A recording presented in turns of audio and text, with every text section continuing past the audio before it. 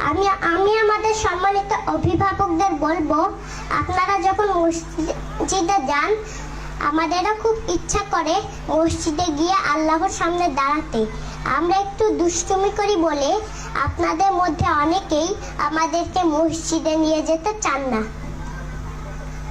কিন্তু এখন থেকে যদি আমাদের মসজিদে যাওয়ার অভ্যাস গড়ে না ওঠে, তাহলে কিভাবে আমরা একজন সাচ্চা নামাজি হব?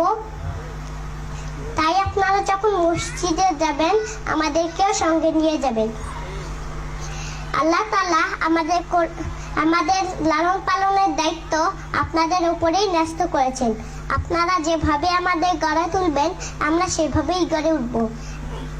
আমরা শিশুরা কিন্তু আল্লাহর পথেই চলতে চাই।